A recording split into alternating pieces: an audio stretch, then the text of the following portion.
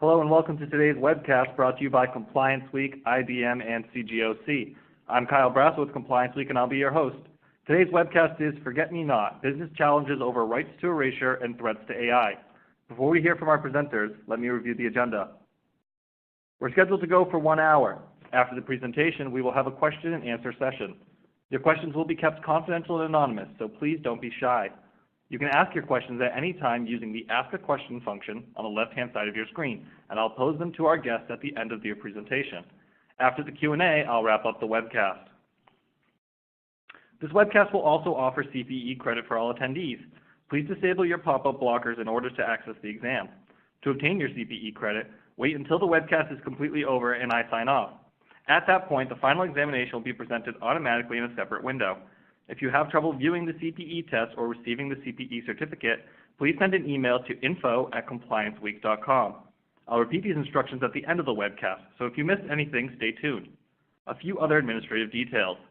At any time during the presentation, listeners can download the slides from the drop-down menu on the left-hand side of your screen.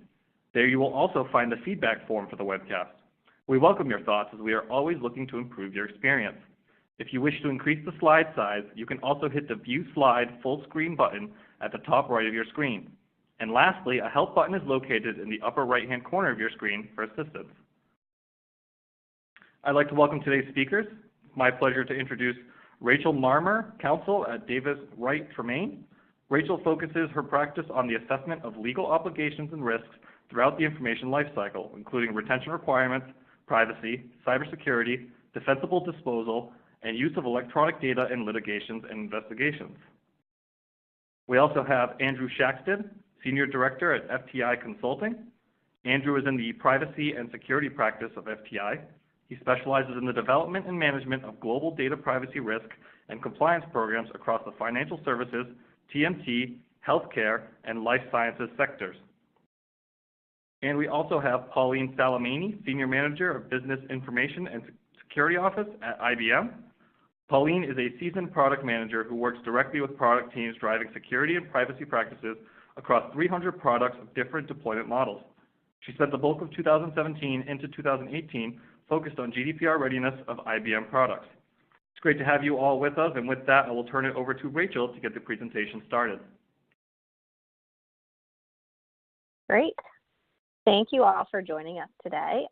Really great to be here. Can everybody see the slides okay? Sorry, I'm having computer issues. All right, cool. All right, so we're here today to talk about the right to deletion, which in some ways is a proxy for generally talking about some of the new concepts that we're seeing in privacy law today.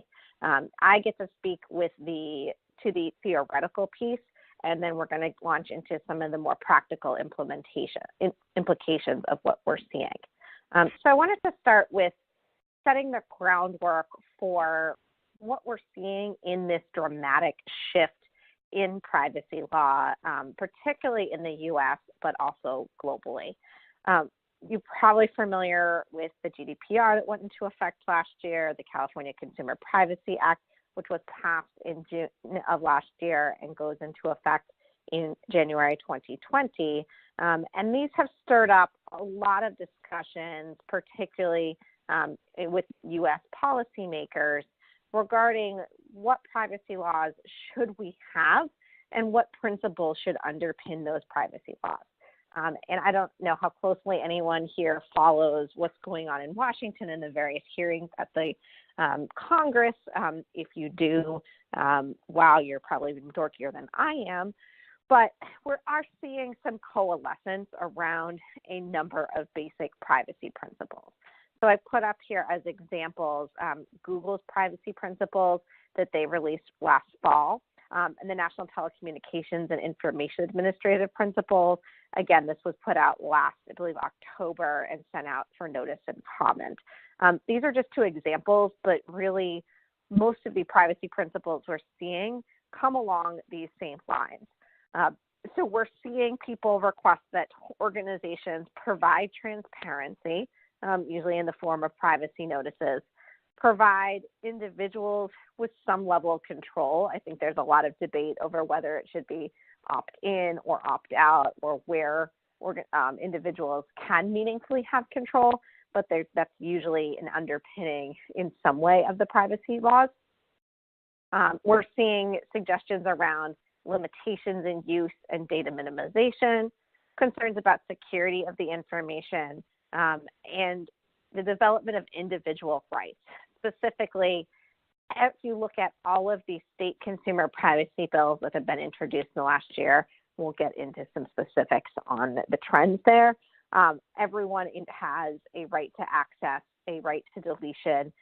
In some cases, and sometimes it's worded clunkily, but a right to portability, and often a right to correct data about the person, as well as a right to opt out.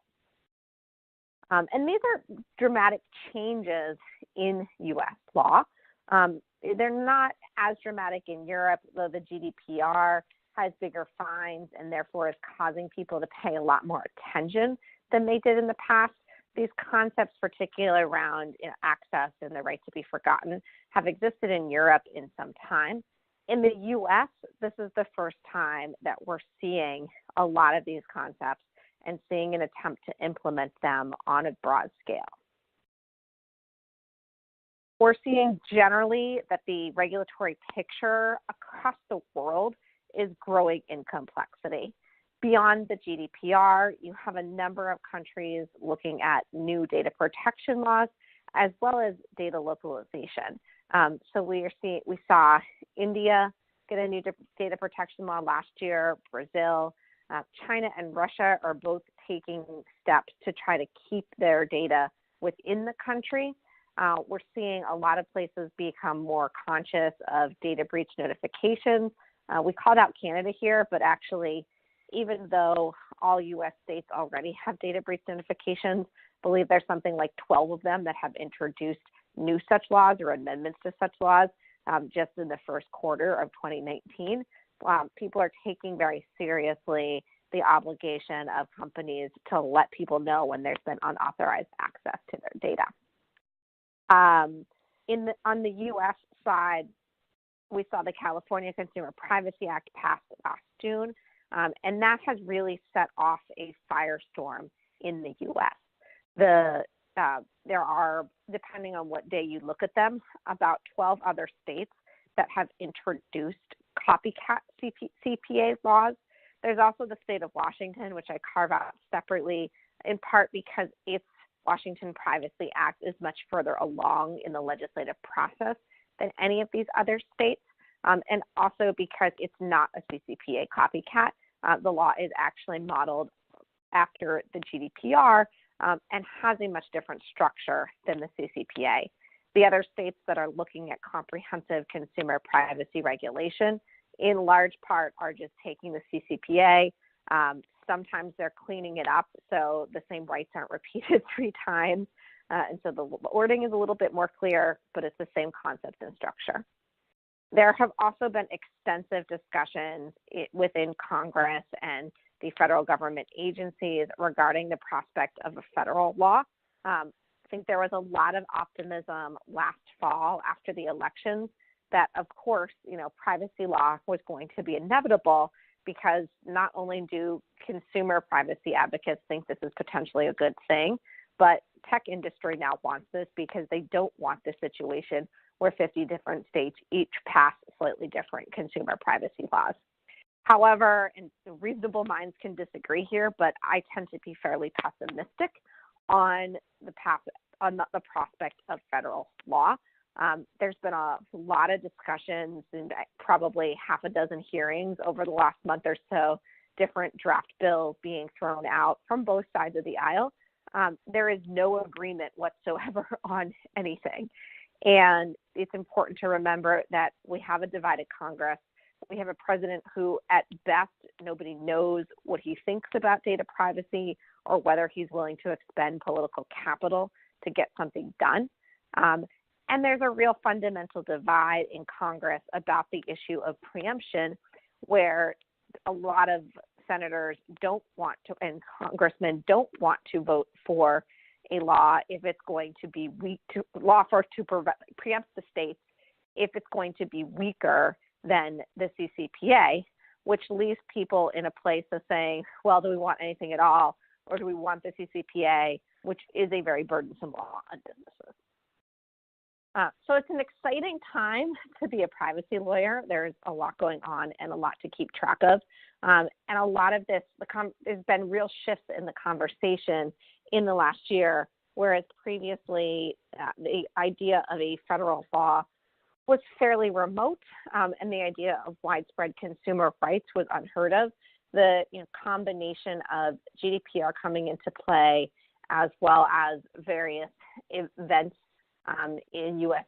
data security or data privacy last year, has really changed that landscape and caused the dialogue to shift.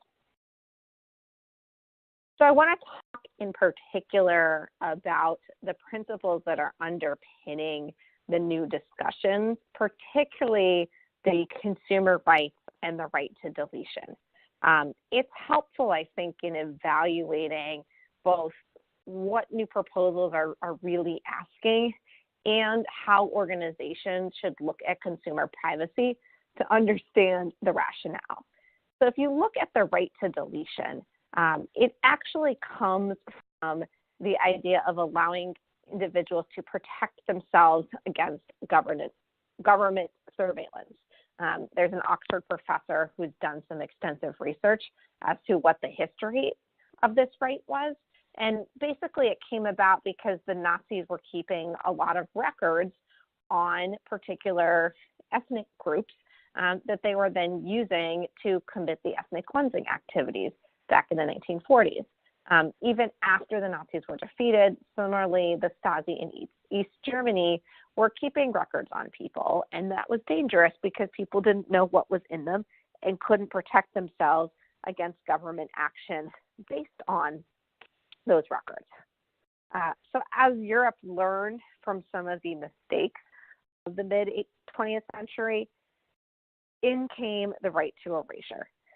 The right to erasure provides the data subject with the ability to reach out to an entity that holds data about them and demand that the entity erase that data. And under the GDPR, an entity does not have to respond in all situations. Rather, there are particular circumstances, and if the request fits into one of those circumstances, then the entity is required to delete it. I'm not going to read all of these, but basically, if it was a consent-based processing, and the subject has withdrawn the consent, they can say, "Get rid of my information."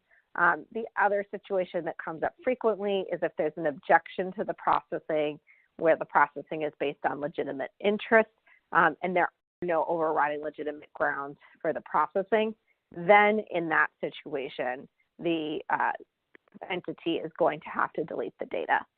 The circumstances which an entity doesn't have to delete data are still very broad, and I think this is one of the most misunderstood aspects of the right to deletion today, that it does not afford individuals complete control, and it does not mean that anybody can cause people to have to delete any information about themselves. We saw the right to deletion concept that's in the CCPA get copied over, that's in the GDPR, get copied over to the CCPA last summer. Again, this right is limited. CCPA flips the structure on its head. Rather than say you have to delete only in these situations, CCPA says you have to delete unless an exception applies. Couple things to note about CCPA. The right to deletion only requires deletion of data collected directly from the consumer.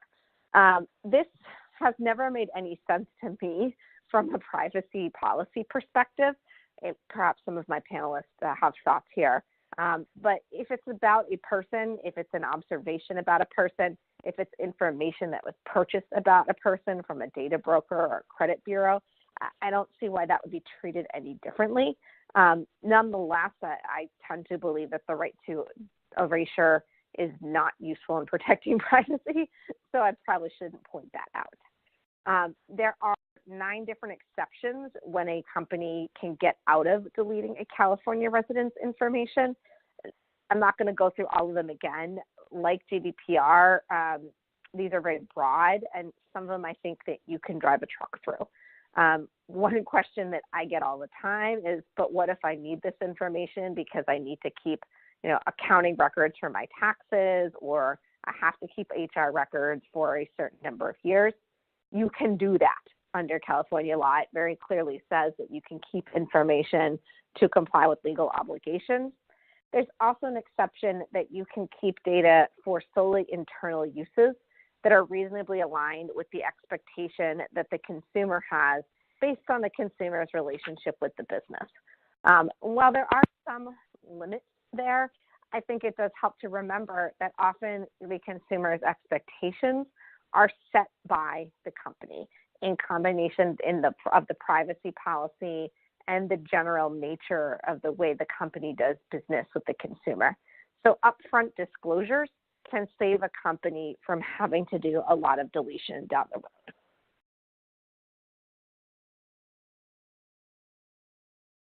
Though the right to deletion has been around in Europe for some time, we're still seeing court battles to go over the scope. And I think this is an interesting battle because when you go back to, well, this started with keeping the government from being able to use information about people in an adverse way. You can see when we talk about current court battles, just how far we've come from that initial intent. So Google has gotten into some very high-profile litigation in the EU over the right to be forgotten. In 2014, the European Court of Justice, which is the high court that interprets GDPR and other EU laws, ruled that a Spanish man did have a fundamental right to have Google remove 2 newspaper notices from the search results for that man's name. The situation there is that the man had experienced some bankruptcies many years ago, and Google's results were finding the bankruptcy notices in a local newspaper. So Google was basically indexing the information from that newspaper and showing links to it if you search for this person. The court said that the newspaper didn't have to get rid of those links because it had a legitimate interest as journalists in publishing information and keeping that information up, but that Google did not have a legitimate interest in linking to information that was inadequate or irrelevant or no longer relevant or excessive in relation to the purposes for which it was processed. Google's continuing to push the right to be forgotten fight. The 2014 case was about only whether Google had to delete the search results from the search engines in the EU. There's a new case with a similar fact pattern. This time it's an old criminal conviction where Google deleted the information from its EU search engine, but if you ran the search in the US, it would still show up. And we're still waiting for a decision on that. So that's a little bit about the underlying theory behind the right to deletion. It's a really complicated concept for organizations to apply because most systems are not set up for line level data or to do data retention at the request of the consumer. So I'm going to turn it over to Andrew to start to talk about some of the more practical implications of these new laws. Thanks, Rachel. Yeah, and so as Rachel indicated, it's quite a onerous and often confusing set of requirements specific to the right to be forgotten, and just how to operationalize that within any large global organization becomes an extremely difficult endeavor to step into and understand just where the data sits, how to actually execute an appropriate deletion, how do we balance appropriate retention requirements against these deletion requests, and then in the instance of our core component of the discussion here, when it comes to actual valuable uses of our data, for instance, out of applied artificial intelligence use cases, for instance, how are we properly balancing those value use cases against whether or not we actually do or should delete the data. And these sorts of questions are really tying organizations in knots. But ultimately, when we think about GDPR and CCPA, it's very much increasing demand for organizational resources to action and answer these sorts of questions. And as Rachel mentioned, it's very much sending shockwaves throughout the U.S. state and federal legislature. But it's ultimately very much changing the way we think about our data. And so just as I had mentioned, when it comes to these discussions of value, simply born out of the complications of these requirements is often premature and very many times premature deletion of data, right? And so these premature deletions of personal data, while they pose certain regulatory retention risks, they also pose actual risks to broader innovation and even implications to broader AI functionality within organizations and some of their enterprise or consumer-facing systems. And so what we find in our experience nowadays is that many times where there is an immediate fast act step to go and respond to these deletion requests, the output is a black hole of personal data that would otherwise be useful and used to appropriately inform our artificial intelligence systems on how to operate. And specifically what I'm talking about is within the concept of AI, and just to kind of define what that is. So AI is really the study and development of systems capable of intelligent behavior. And the way to kind of think about AI is either through an approach or an application. Machine learning, for instance, is probably one of the more common types of approaches of actually executing AI-type functionality. And so in general, machine learning involves adaptive mechanisms that enable computers to learn from experience, learn by example, and learn by analogy. Learning capabilities can improve the performance of an intelligent machine over time, and machine learning mechanisms form the basis for adaptive systems. And so the point is that even though AI is thrown around a bit, machine learning is a type of approach of AI, and it actually establishes the ability for systems to learn and improve and optimize themselves without really any sort of direct human involvement or explicit programming on humans' part. And so with that, machine learning, when we take into account some of the really relevant use cases around machine learning, it requires upfront time and real, in many instances, personal data capital is the way I kind of think about it, to properly train and actually execute tasks appropriately without that explicit instruction. And so just to kind of give you a few examples, and understanding that there are actually specific exemptions for actually responding to deletion requests in the case of fraud or in the case of certain other instances,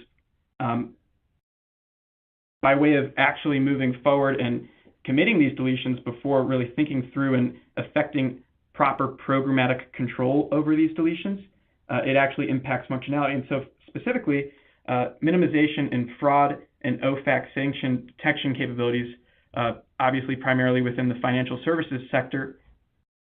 Many of our banks and payment processing organizations throughout the world have a number of machine learning capable systems that are performing money laundering detection, fraud detection, and even OFAC sanction designated individual detection.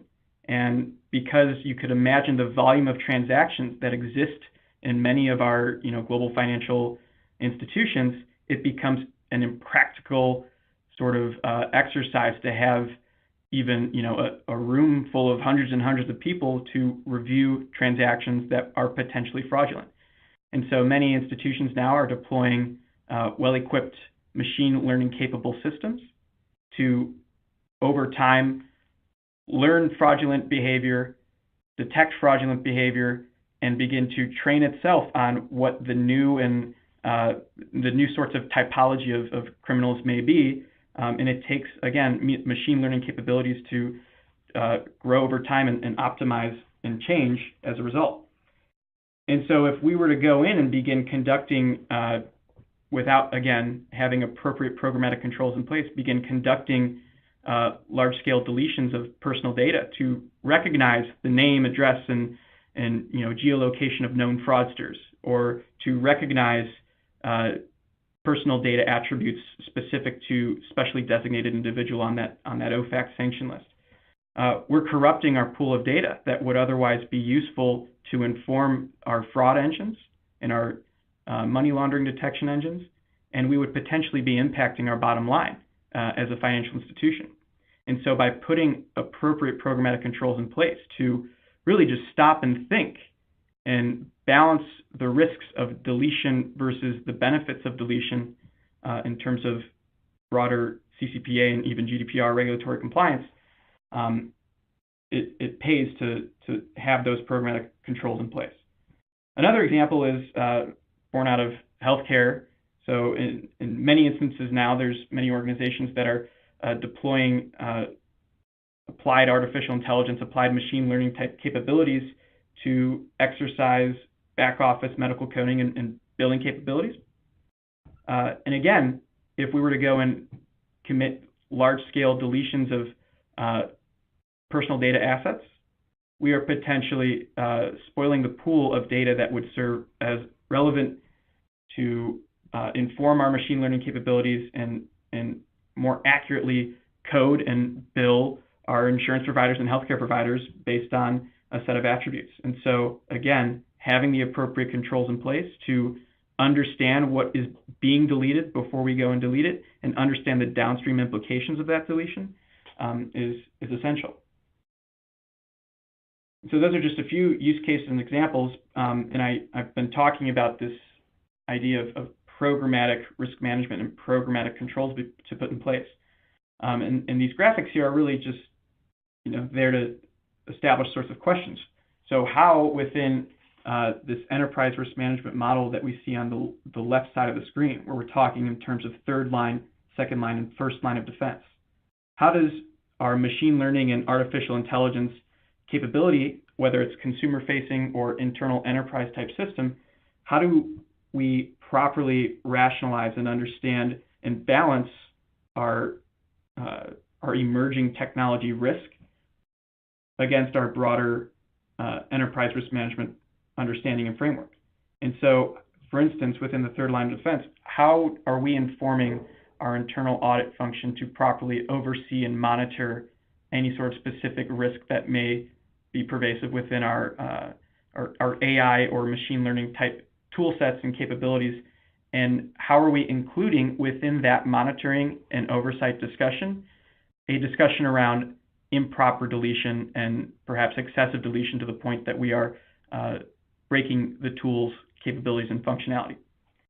Similarly, within second line of defense, so if we're developing or building out a privacy program or a broader fraud and anti-money laundering risk management program, or any other sort of second line of defense risk management program that would exist, how is it that we're properly advising our product developers, our engineers, our technologists that are residing at that first line? How is it that we're properly guiding those first line actions and ensuring that if a deletion request were received, that those on the front line know how to understand and interact with that request and know when it is appropriate or inappropriate, perhaps, to make a deletion? And it's that second line of defense that needs to be there to establish the standards and establish the appropriate procedures and understanding as to what is valid and what is not valid. And then when it comes to the first line of defense, how is it that we're properly informing and educating our broader workforce to interact with these sorts of unique tools, and more importantly, understand the broader data privacy risk implications that exist? And quite frankly, and specific to deletion, letting them know that simply by way of hearing about these scary rules like GDPR and CCPA, it doesn't necessarily mean that personal data is a toxic asset in all instances. There are many instances in which personal data will provide value, but that value needs to be balanced against appropriate protection and appropriate understanding of what works and what doesn't in terms of the controls and execution that needs to take place. And then on the right side of the screen, you see just an example of the sort of program that would potentially exist to manage privacy risk generally. And of those pillars, you could imagine different sub-pillars that would potentially need to think about and include certain programmatic controls that relate specifically to our internal systems, many of which would potentially utilize machine learning and AI type capabilities. And so it's a broader emerging risk management approach that we need to seek to apply. And so with that, I'll pass it over to Pauline.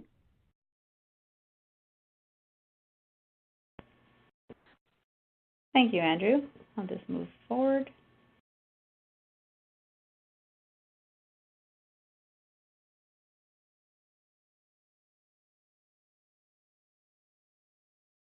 So the right to erasure and how that all plays in, extending upon what Andrew had outlined.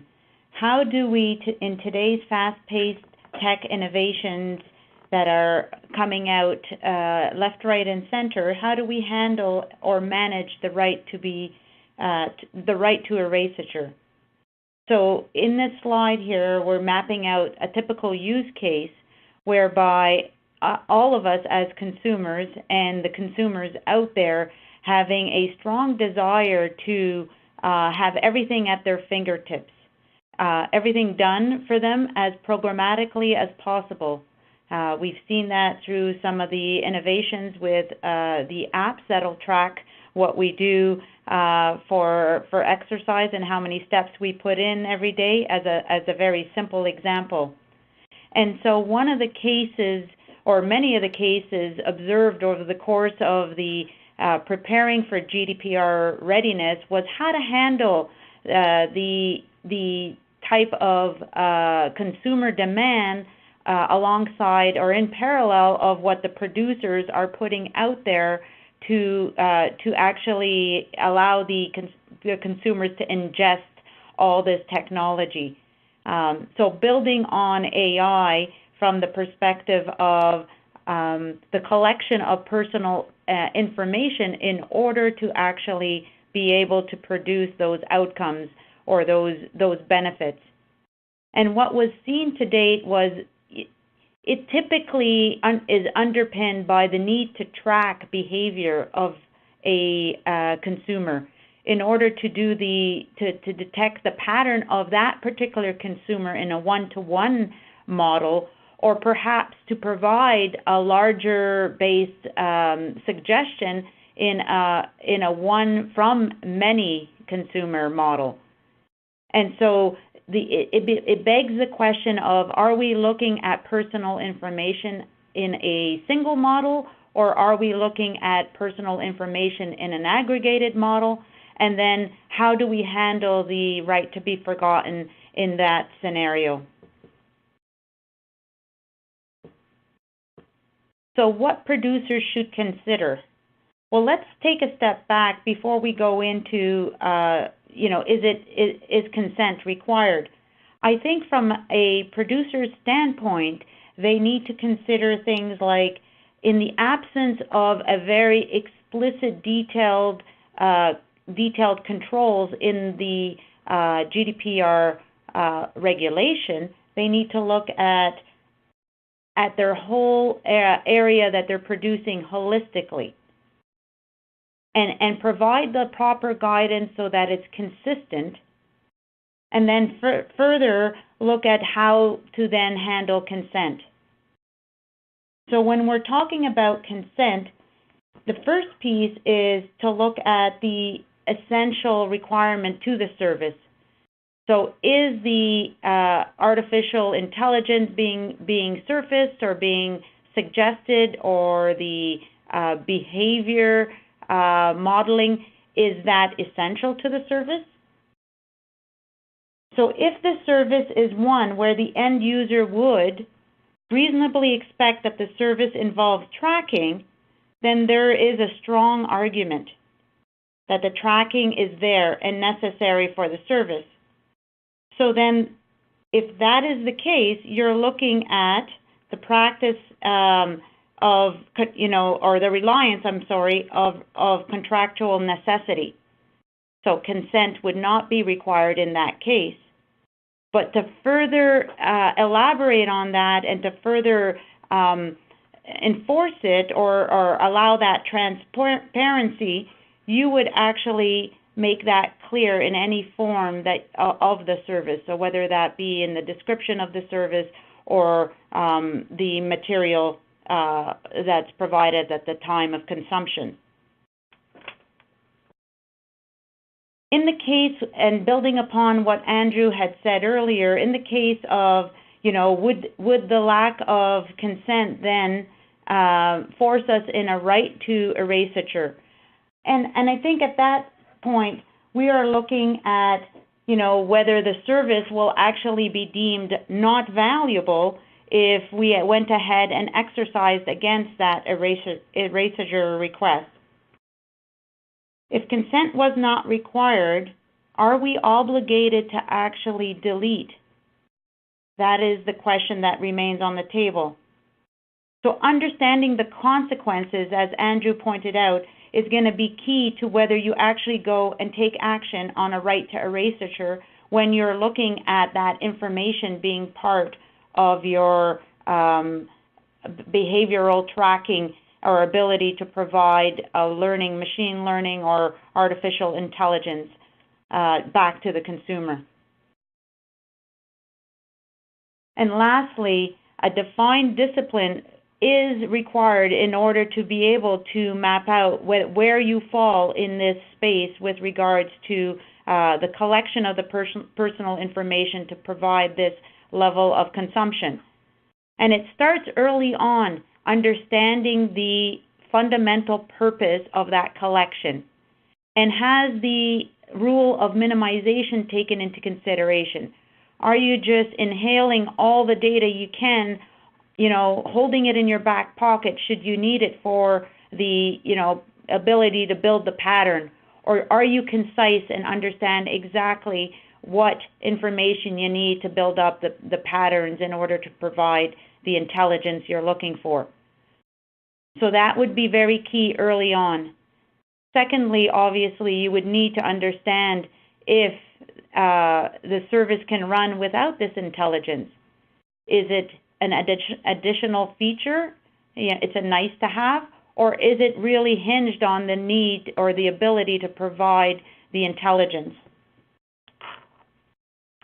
And then you'd go further on in understanding, how and if you were to exercise on erasure, what would be the ultimate impact to the service if you went ahead and acted upon it.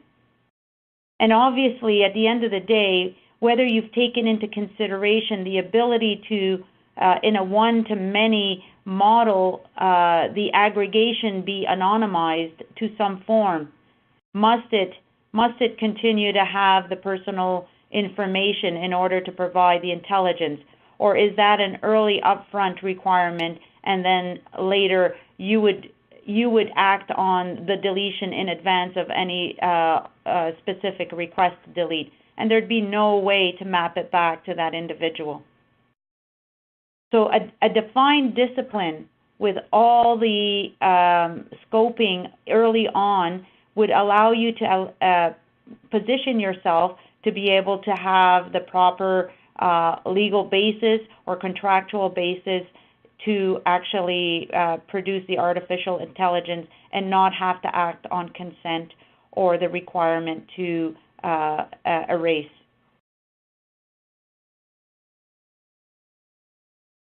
So that takes us to the last slide here on how should an organization respond. And at a very high level, and I'll cue Rachel in, it's really fundamentally about getting all the protocols and practices in place, documenting your retention, and executing against what you say the retention schedule would look like. Sure. And Thank then you, Pauline. Thanks. Go ahead. Go ahead. Thank you. Yeah, in terms of the practical advice, my best advice for everybody is that the best defense to a right to erasure request is a good offense. And as we've talked about, the idea that a consumer can hold an organization's feet to the fire and force them to go into their technical systems and define retention periods as fit for that consumer as opposed to as fit for that business is not rooted in history, and I'm not entirely sure what privacy benefit it provides to the consumer, given that the organization already had the data and was able to do, what it wanted to do in the first place, and that when it's a private organization, in the U.S., at least at present, there isn't a huge threat of government action on the basis of the information. So first of all, what I recommend that organizations do is spend some time taking a good look at your records retention schedule and what your records retention periods are. And this doesn't just mean like sending your retention schedule to your outside counsel and saying, hey, does 5 years sound good to you? Although, hey, if anybody wants that type of review, I'm available. Records retention is really, it's about the implementation. It's not about, what's written on the paper. You have to start with what's written on the paper. But if you say you're going to delete something after 5 years and you aren't actually on a regular basis going out into your organization, working with people on identifying what information falls into that 5-year bucket, segregating that information from what falls into the 4-year bucket or what falls into the actually we don't need this bucket, and setting up a combination of policies and technology systems so that this can be done on a regular basis, then having a retention schedule isn't going to help you. When you go out into the organization, it really becomes a much more complicated task of working with business teams to get people to understand their responsibilities when it comes to record retention and get them to articulate reasonable periods when they might need the information. So how does having a records retention schedule protect you against requests for deletion? Protect you in a couple ways. Number one, most organizations, that I really can't think of anyone I've worked with that wouldn't fall into this category, aren't doing a great job at getting rid of data right now because of the nature of how technology has developed over the last 20 years and the fact that we're creating so much and it ends up in places we don't even know where it is. And so getting rid of the information is going to mean that when somebody comes and says, tell me what you have, give me access, delete my information, you're not going to have it there and have to respond in the first place, which is a bonus and would significantly reduce your operational burden. It also assists from a data security perspective, because if you don't have the data, you don't have to worry about how you're going to protect it. Finally, if you have a good records retention schedule and you've thought through your business justifications, it becomes very easy when you get a request to see whether that request fits into one of the exceptions under the law. So if your processing in the EU is based on legitimate interest, then you know if there is a business justification that merits keeping this data around.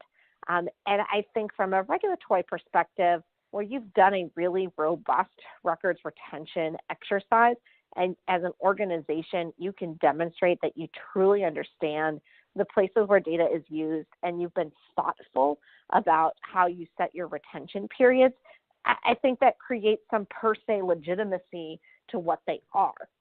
Similarly, in California, if you have thought through, this is what we need it for and why we need it, I think it becomes much easier to create that argument that this is an internal use and it's reasonable to the consumer because we're a business that does X. They knew we are a business that does X. And here you go, here's the piece of paper where we've outlined all the data that we need to do X. After you do that cleanup exercise, then you really need to dig into what the protocols are going to be when these requests come in. the time to think about whether and how to delete the information is not January 2nd of next year when you receive the request. It's now. And the reason, there's a couple reasons for that. One is that your intake pathways are going to take time to develop. So particularly if you're a large organization, though you may have a form on your website, requests aren't always going to come in through their website. They're going to come in through a customer service phone line. They're going to come in through emails. They're going to come in through other activities where people see people that work for the company face to face. And the worst thing that can happen is that you get a rogue customer service representative who says, oh yeah, I'm just going to try to fix that for this person, and goes and does something that is harmful to the business or undermines an argument that you're trying to make in another consumer case that you need this data or that you can't do this for X, Y, and Z reasons. The other reasons why you need to establish your protocols up front is that data deletion in a system where you have complex data governance and tables and schema, and those are all the really big words I know as a lawyer to use, so I'm going to stop now. It's not about one particular consumer and one particular field. And when I sit with clients to talk about the CCPA, that's often the first thing they tell me. If I delete this user ID and this person's name here, then that means that 17 other functions fail to work. And some of them, maybe they can be adjusted, and some of them they don't need to work. But unless you've had that conversation up front, you don't know how deleting something from a database is going to have an impact on your organization. You have 45 days to respond to consumer requests under CCPA. You only have 30 under GDPR. While that sounds like a lot, I can tell you in practice that time frame goes really quickly. For most of my clients, it takes often a good week for a request to get to legal in the first place. It may take additional time to confirm the person's identity, which under at least the CCPA, clock is running on your organization, not the consumer, while that confirmation of identity process is working. And from there, if you haven't already started to look into the data, it's going to take you a lot of time to figure out what you can and can't do. It's also really important that requests be responded to consistently, because if you are put in a position where you have to defend a denial of a deletion request to a regulator, the last thing that you want is the regulator to say, give me all of your other deletion requests and responses. Oh, wait, here's 3 other situations where you did do this. You need to make sure that you've thought through, this is what we're willing to do, this is what we're not willing to do, this is where we think we have the strongest legal arguments for not doing it. And make sure the same people are using that guide to make those decisions every time. It's not easy. It will take you from now until January of next year, even if you're a small organization. But given that these rights have become commonplace in discussions of consumer privacy, this is really important. Andrew, you want to add to that? Yeah, this is Andrew, and I think, so first of all, I agree with everything you're saying, especially when it comes to having an appropriate offense, right, and really understanding who, in fact, is the initial touch point into the organization receiving, inventorying, and triaging these requests, because it's often those individuals that can either accelerate the process best or hamper the process the most. And having an appropriate education for really anyone who would potentially be subject to receiving these sorts of requests on how best to handle them is really your first best step to handling just deletion requests broadly. And then I think importantly, when it comes to the right to deletion, at least under the CCPA, businesses really have to instruct its downstream service providers to delete the data as well. And at least with respect to GDPR, data controllers also need to take reasonable steps to inform other data controllers concerning that they know to be processing that data. And so when it comes to having, whether it be 30 or 45 days, having a full accounting of all those third parties that you would potentially need to get in touch with in order to effect the appropriate deletion. As controllers and as individuals as organizations that maintain certain decision-making rights over that data, the onus is on you to just as quickly effect that downstream deletion as you are affecting, your internal system deletions as well.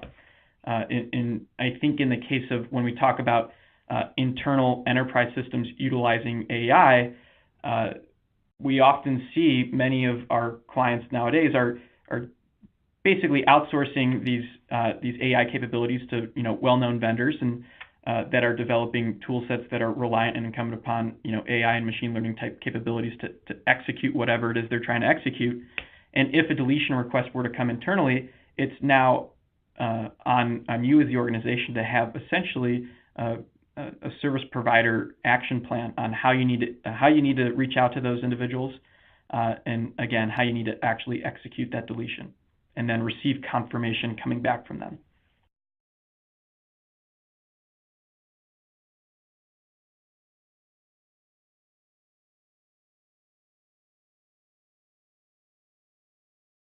All right, thank you guys, and I think from there we can have time for a couple questions here. I know your next slide was a little bit more based toward questions, so I'm just going to ask a couple that have flowed in here, and then we'll make sure we just go through the rest of the slides very quickly. So the first question I'll ask: what if the personal information is publicly available, such as email addresses posted on resumes or on job boards or on a LinkedIn profile? I'm happy to speak to that one. Under the GDPR, that's all still personal data. Even if it comes from a government resource, if it is linked or reasonably linkable to a person, that's personal data. Under the California Consumer Privacy Act, it is personal information if it comes from a government source and is being used in the way intended by that source. So it is still personal information if it comes off a random internet site, but you get out of the definition if it's a government source. There's, among the other draft CCPA laws that I've seen, the definitions vary a little bit, but for the most part, if it's coming off of LinkedIn or some other random place on the internet, it's most likely going to still be personal information.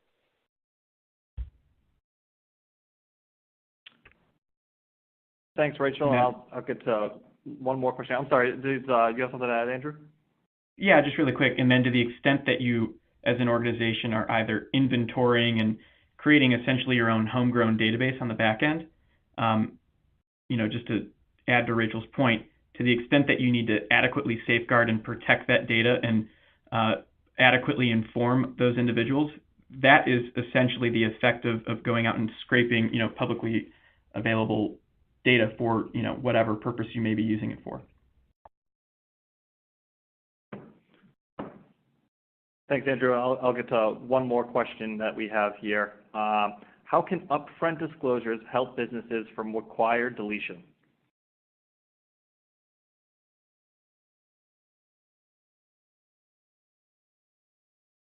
This is Rachel. I'm happy to take that. I think I made the statement that inspired that. Under California law, where part of the evaluation process as to whether you have to disclose is whether you're within the reasonable expectations of the consumer, upfront disclosures can help set what that expectation is. So if you have a privacy policy that says, dear consumer, we sell you shoes and we only use your information to sell you shoes, it's harder to say, well, the consumer should have known I was going to use information about them to evaluate what shoes to produce next spring. If you define to the consumer what you do as sell shoes and provide the highest quality, most desirable shoes to the consumer, and explain up front that you use their data to help with that analysis, then you've set the expectation in a different way. It's a really academic argument because, let's be honest, we all know people aren't reading the privacy policies, but the FTC, for some reason, thinks that consumers do, and being able to make that argument might help with regulators. Thank you. And on that note, I know you guys have a couple more slides in the queue here, so I just want to turn it back to you guys if you want to go through those real quick before we wrap up here.